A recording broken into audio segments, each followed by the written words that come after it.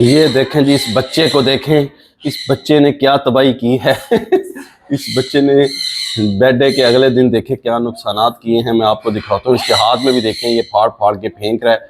जनाबे अली के विजयना तो पता है कि विजयना मैं कल बच्चों की बर्थडे सी ते सरकार इन्नी मेहनत नाल मैं सरकार 3 घंटे ला के ना 3 घंटे ला के भी पता होगा इस चीज़ का 3 घंटे ला के मैं सारी डेकोरेट की थी इस कमरे च। मेरिया अजे भी जिसम च दर्द नहीं गया, यकीन मान लो, सिर्फ इन्होंने वास्ते, इन्होंने बच्चों वास्ते, ऐदे वास्ते मैं मेरा पुत्र खुश हो जाएगा। तो इन्होंने तो पता ही नहीं कि भी इन्हें किया कि है।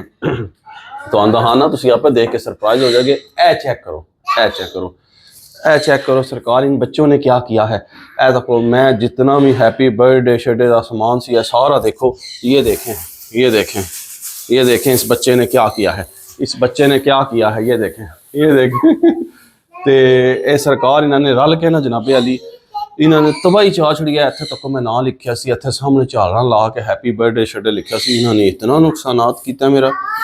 ए देखो, हैं जी, ये बच्चे बहुत शरारती बच्चे हैं बाबा जी। कि भी इन्होंने नहीं आया भी 2-4 धड़े लगा रहे, बेबे ने इन्नी मेहनत की है भी चलो 2-4 धड़े शोर में लगा रहे, पर ना इन्होंने आया नहीं। ए तक इन्होंने हमले कर छड़े सुबह होंदे ही ते तबाही चा के रख छड़े। तुसीं भी दसो हाँ कि भी तुहाडे भी बच्चे जिहड़े ने, तुहाडे भी बच्चे इंज ही करदे हैं कि अच्छा वेट करो, तुहाडे भी बच्चे इंज करदे हैं या नहीं।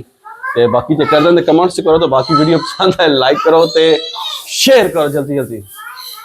क्या लगा दूं, मोबाइल लगा दूं?